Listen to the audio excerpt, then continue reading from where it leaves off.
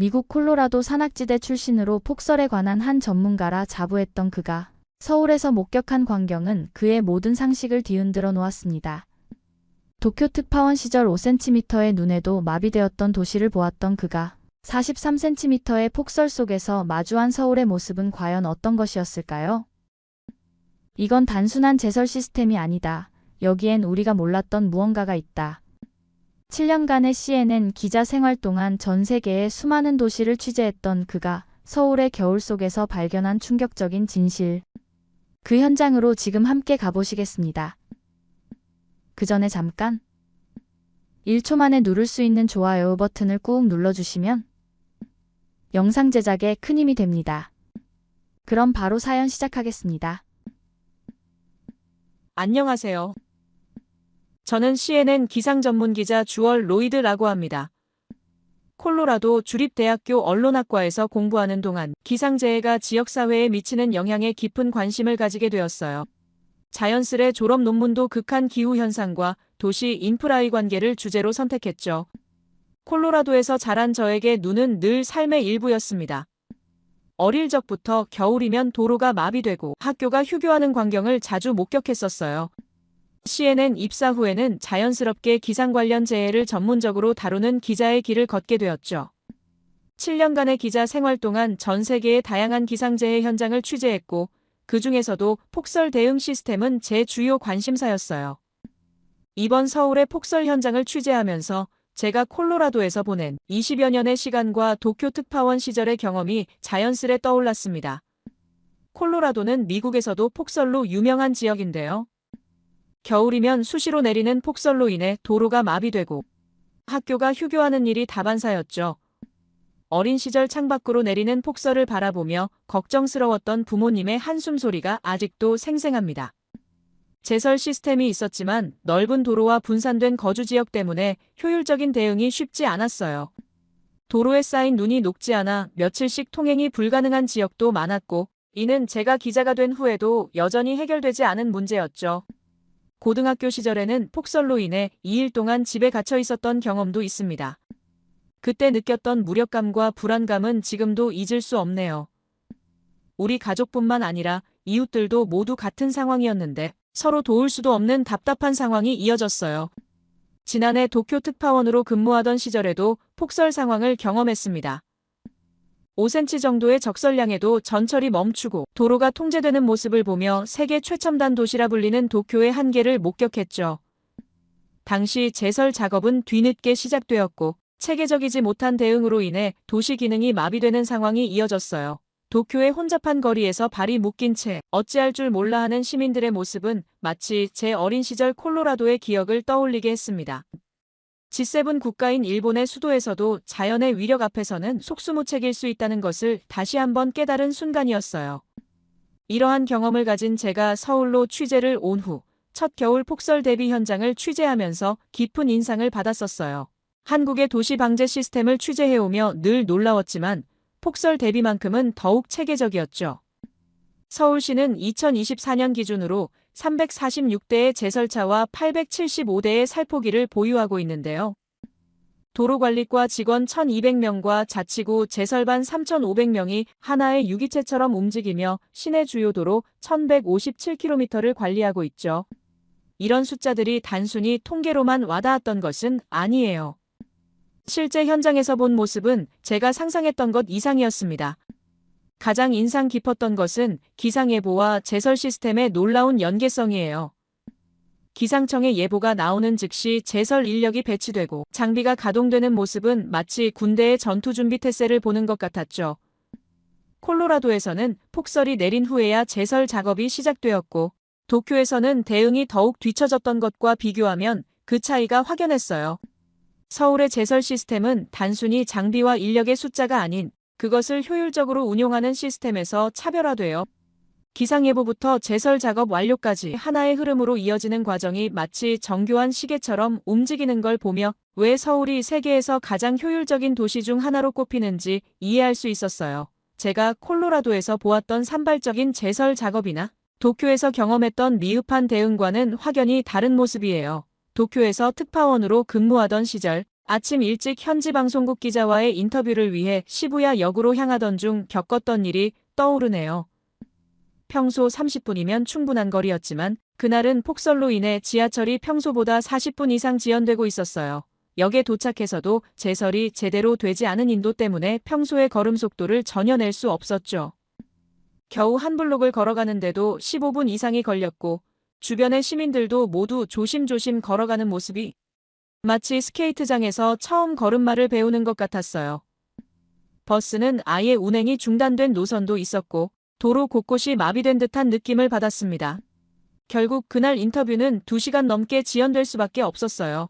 미국인으로서 아시아의 두 선진국인 일본과 한국의 이런 차이는 꽤나 흥미로웠는데 같은 동아시아 문화권이지만 재난 대응 시스템은 이토록 다를 수 있다는 게 놀라웠어요. 서울의 제설 시스템은 예방적 차원에서 시작되어 실시간으로 상황을 관리하고 대응하는 종합적인 방제 시스템의 면모를 보여주고 있어요. 물론 이러한 시스템이 완벽하다고는 할 수 없죠. 하지만 제가 경험한 다른 도시들과 비교했을 때 서울의 제설 시스템은 분명 주목할 만한 성과를 보여주고 있어요. 이는 단순한 시설이나 장비의 우수성이 아닌 전체적인 시스템의 유기적 운영에서 비롯된 결과라고 생각해요. 저는 늘 미국 기자로서 객관적 시각을 유지하려 노력하지만 서울의 제설 시스템은 제가 지금까지 보아온 어떤 도시의 시스템보다도 효율적이고 체계적이에요. 처음 서울에 왔을 때만 해도 도쿄보다 더 나은 시스템을 기대하진 않았는데 이번 계기로 인해 제 선입견을 완전히 바꿔놓았죠. 이는 단순한 찬사가 아닌 개인적인 경험과 전문적 관찰에 기반한 평가예요. 지난 11월 서울 28cm, 경기도 43cm라는 전례 없는 폭설을 기록했어요. 이러한 극한 상황에서 서울의 제설 시스템이 어떻게 작동하는지 직접 취재하면서 도시의 독특한 지형적 특성과 인구 분포에 맞춘 맞춤형 해법들을 발견할 수 있었죠. 콜로라도의 산악 지역에서의 경험과 도쿄 특파원 시절의 관찰을 토대로 보면 서울의 접근법은 참 독특했는데 특히 서울에 있는 관악구와 동작구의 가파른 경사지는 콜로라도의 산악도로만큼은 아니지만 그래도 도전적인 지형임을 감안했을 때의 대처 방식은 달랐어요. 또 서울대 입구역 주변의 청년 밀집 지역은 도쿄의 대학가와 비슷한 인구 특성을 가졌지만 훨씬 효율적인 제설 시스템을 갖추고 있었죠. 이번 연속 취재에서는 서울의 각기 다른 지역들이 어떻게 폭설이라는 도전 과제를 해결해 나갔는지 제가 경험한 다른 도시들과 비교해가며 자세히 살펴보았습니다. 서울의 언덕길 중에서도 관악구는 제게 깊은 인상을 남겼어요. 가파른 경사와 좁은 골목길들이 미로처럼 이어져 있거든요. 한국은 과연 폭설이 오면 이 도로들을 어떻게 관리할 수 있을까 하는 의구심이 들었어요. 도쿄 특파원 시절 경험했던 5cm 적설에도 마비되었던 도시의 모습이 자꾸 떠올랐거든요. 하지만 관악구는 제 예상을 완전히 뒤엎었어요. 올 겨울을 맞아 11월 15일부터 내년 3월 15일까지를 동절기 제설 대책 기간으로 정하고 재난대책본부를 상시 가동하고 있는데 이는 어디에서도 보지 못한 수준의 체계적인 대비였습니다. 24시간 운영되는 재난안전상황실의 CCTV 모니터링 시스템은 미국의 어떤 도시도 따라올 수 없는 수준이에요. 봉천동과 신림동의 급경사지는 꽤나 도전적인 지형인 곳이 많은데 스마트 도로 열선 시스템이라는 혁신적인 해결책을 도입했더군요. 올해는 34개소 만여 미터까지 확대 설치했다는데 이런 첨단 기술의 도입은 도쿄나 콜로라도에서는 상상도 못했던 해결책이었습니다. 매년 진화하는 이곳의 제설 시스템을 보면서 서울이 왜 세계에서 가장 효율적인 도시 중 하나로 꼽히는지 이해하게 되었죠. 65세 이상 어르신들이 많이 거주하는 지역은 최우선 제설구역으로 지정되어 있는데 서울시 재난안전과 김민수 과장은 관악구는 전체 인구의 15%가 65세 이상 어르신이고 1인 가구 비율도 서울시 평균을 웃도는 수준이라며 이런 인구 특성을 고려해 맞춤형 제설 시스템을 구축하고 있습니다라고 설명했습니다. 제설제 보관함도 일반 지역보다 2배 많이 설치되어 있고 올해는 주민들의 편의를 위해 제설제 포장 단위를 25kg에서 15kg으로 낮추는 세심한 배려도 더해졌죠. 도쿄 특파원 시절 고령자가 많은 지역의 제설 대책이 미흡해 안타까웠던 기억이 떠올라요. 5cm의 적설량에도 어르신들은 며칠간 집 밖을 나서지 못했었죠. 하지만 한국은 달랐어요. 새롭게 도입된 보도용 소형 제설 장비 같은 경우 좁은 골목길 제설에 큰 도움이 될 거예요. 기존 소형 제설 장비와 함께 운영되면서 더욱 빠르고 효율적인 제설 작업이 가능해질 것 같은 느낌을 받았습니다. 제설 차량의 안전성도 한층 강화되었는데 후미에 설치된 제설제 살포 범위 경고용 안전선 표시 등은 야간 작업 시 사고 예방에 큰 도움이 될 것 같았죠. 1인 가구와 어르신들이 많은 만큼 야간 제설 작업의 안전성이 무엇보다 중요해요. 소음을 최소화하면서도 효과적인 제설이 가능하도록 장비를 개선했습니다라고 관악구청 시설관리공단 이상철 팀장은 말했어요. 한국의 제설 시스템은 매년 진화하고 있어요. 첨단 기술과 주민 편의를 모두 고려한 이런 노력들이 모여 급경사지가 많은 지형적 약점을 극복해내고 있습니다. 도쿄에서 겪었던 것처럼 단순히 눈이 그치기를 기다리는 것이 아니라 적극적으로 해결책을 찾아가는 모습이 인상적이에요. 이런 모습을 보며 도시의 진정한 경쟁력은 끊임없는 혁신과 발전에 있다는 것을 다시 한번 느끼게 됩니다. 특히 서울대 입구역에서 언덕으로 이어지는 지역을 취재하면서 또 다른 흥미로운 모습을 발견했어요. 이곳은 대학생과 젊은 1인 가구가 밀집한 지역으로 저의 모교 콜로라도 대학 주변을 연상시키는 활기찬 분위기가 느껴지는 곳이에요. 지난 11월 폭설 당시 아침 일찍 이 지역을 찾았는데 새벽부터 눈이 쌓인 골목길을 누비며 취재하다가 재미있는 광경을 목격했습니다. 한 원룸 건물 앞에서 건물주와 대학생들이 함께 제설 작업을 하면서 웃고 떠드는 모습이었죠. 이런 날은 오히려 이웃과 친해질 기회라는 건물주의 말에 깊은 인상을 받았어요. 서울시는 그날 아침 놀라운 결정을 내렸어요. 새벽부터 쏟아진 눈으로 도로 혼잡이 예상되자 즉시 지하철과 버스의 증회 운행을 결정했거든요. 도쿄 특파원 시절 잦은 운행 중단을 겪었던 제게는 정말 인상적인 대응이었습니다. 실제로 그날 아침 지하철 플랫폼에서 만난 한 대학생은 평소보다 일찍 나왔는데 지하철이 자주 와서 오히려 일찍 도착했어요라며 환하게 웃었어요. 서울대 입구역 주변 골목길에서는 또 다른 훈훈한 장면도 목격했는데 제설 도구 대여소에서 삽을 빌린 대학생들이 자발적으로 노인정 앞 골목길에 눈을 치우고 있었거든요. 이런 세대 간 협력은 어디서도 보지 못한 특별한 광경이었어요. 지하철역 근처 작은 카페 주인의 이야기도 인상적이었는데요. 아침 일찍부터 제설 작업을 하는 건 힘들지만 우리 가게를 찾는 학생들과 직장인들의 안전을 위해서예요 라는 말에서 이웃을 생각하는 따뜻한 마음이 느껴졌죠. 이런 작은 에피소드들이 모여 서울대 입구역 주변의 제설 시스템이 더욱 효과적으로 작동하는 것 같습니다. 첨단 기술과 시민의식의 조화, 그리고 이웃에 대한 따뜻한 배려가 어우러진 모습이 정말 인상적이었어요. 그리고 발빠르게 서울시는 출퇴근 시간대 교통 혼잡을 줄이기 위해 지하철 2호선과 5호선 8호선의 배차 간격을 30분씩 연장했어요. 출근 시간대 20회, 퇴근 시간대 15회의 증회 운행으로 시민들의 불편을 최소화했죠. 서울시는 제설 대응 2단계가 유지되는 동안 이러한 증회 운행을 계속 유지하기로 했습니다. 시내버스도 차고지 출발 시간을 조정해 평소보다 집중 배차 시간을 30분씩 연장했고 막차 시간도 기상 상황에 따라 탄력적으로 연장하는 방안을 검토한다고 하니 이런 섬세한 대응이 서울의 강점이 아닐까 싶네요. 폭설이 내린 다음 날 아침 인근의 한 원룸촌을 취재하며 놀라운 광경을 목격했어요. 아침 수업을 위해 서둘러 나서는 학생들을 위해 건물주들이 미리 나와 골목길 제설 작업을 하고 계셨거든요. 도쿄 특파원 시절에는 건물주들이 자신의 건물 앞조차 치우지 않아 안타까웠는데 이곳의 건물주들은 오히려 먼저 나서서 학생들의 안전을 걱정하고 있었어요. 젊은이들이 많이 사는 이 지역의 또 다른 특징은 스마트폰 앱을 활용한 교통정보 활용률이 높다는 점인데 실시간으로 제공되는 대중교통 정보 덕분에 폭설 속에서도 큰 혼란 없이 일상을 이어갈 수 있었다고 해요. 도쿄에서는 정보 제공이 늦어 시민들이 혼란을 겪었던 것과는 대조적이었죠. 서울의 이런 모습을 보며 첨단 기술과 시민의식의 조화가 얼마나 중요한지 다시 한번 생각하게 되었어요. 서울대 입구역의 청년 문화를 취재하고 나서 서울의 전체적인 제설 시스템을 더 깊이 들여다보고 싶었습니다. 각 지역의 특성에 맞춘 맞춤형 제설 시스템은 제가 전 세계를 취재하면서도 보지 못한 수준이었거든요. 서울시 도로관리과 김민수 과장과의 인터뷰는 제게 깊은 인상을 남겼는데요. 우리는 지역별 특성과 주민 구성을 세세하게 분석해 제설 우선순위를 정합니다.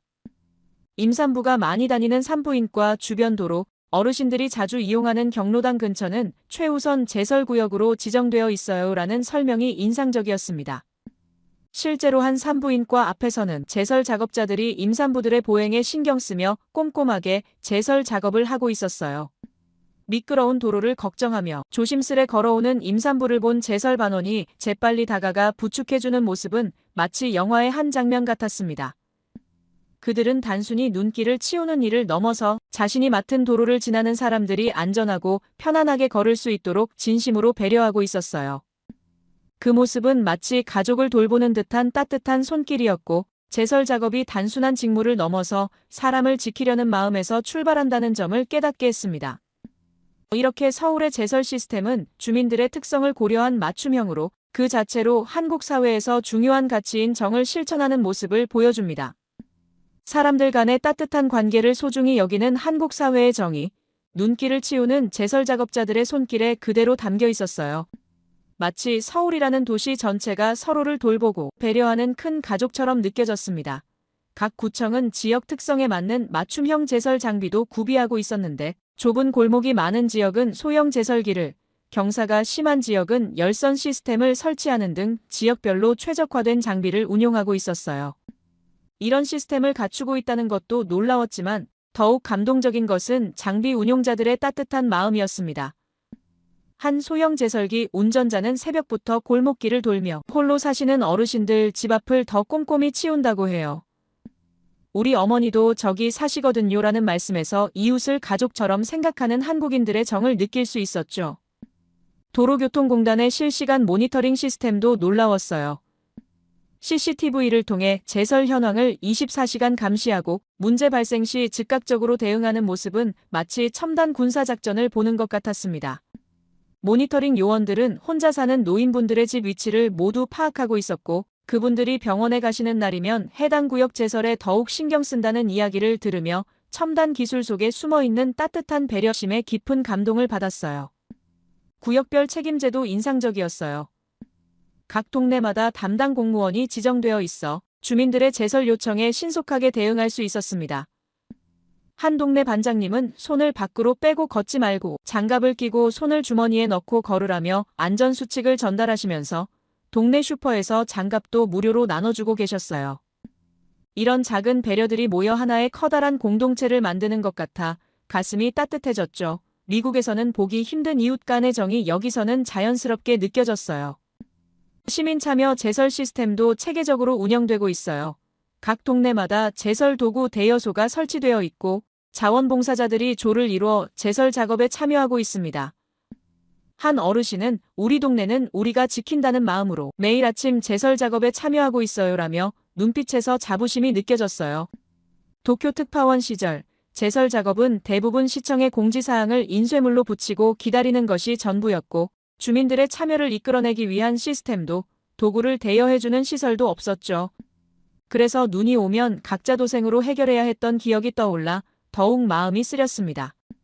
하지만 한국의 모습은 달랐어요. 디지털 기술을 활용한 실시간 소통과 체계적인 시민 참여 시스템이 완벽한 조화를 이루고 있었거든요. 이런 세심한 시스템 덕분에 서울은 폭설 속에서도 도시의 기능을 완벽하게 유지할 수 있었어요. 첨단 기술과 행정 시스템, 그리고 시민들의 자발적인 참여가 만들어낸 완벽한 조화였습니다. 도쿄에서 느꼈던 답답함과 무력감은 찾아볼 수 없었죠. 오히려 폭설이 내리는 상황에서도 서로를 배려하고 돕는 모습에서 깊은 감동을 받았어요. 이런 모습을 보며 서울이 왜 세계에서 가장 살기 좋은 도시 중 하나로 꼽히는지 마음으로 이해할 수 있었습니다. 한국의 체계적인 제설 시스템을 심층 취재하면서 도쿄와 뉴욕의 제설 작업과 비교 분석해보고 싶었어요. CNN 특파원으로서 객관적인 데이터를 수집하고 분석하는 것이 중요했기에 서울시 도로관리과와 재난안전대책본부를 직접 방문해 자료를 요청했죠.